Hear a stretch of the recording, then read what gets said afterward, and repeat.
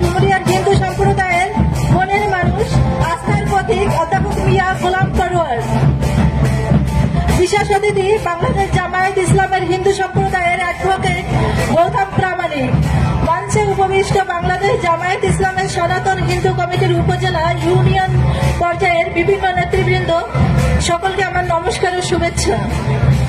আজকের এই সম্মেলনের মধ্য দিয়ে ডুমুরিয়া রাজনীতিতে এক ঐতিহাসিক দিন হয়ে থাকবে। ফ্যাসিবাদের বিদায়ের পর ডুমুরিয়ার হিন্দু সম্প্রদায়ের উপরে নেমে আসে একটি একটু কষ্ট করে বসে পড়েন, অমানসিক নির্যাতন, বসে পড়েন। চাঁদাবাজি সহ বিভিন্ন ধরনের অত্যাচার।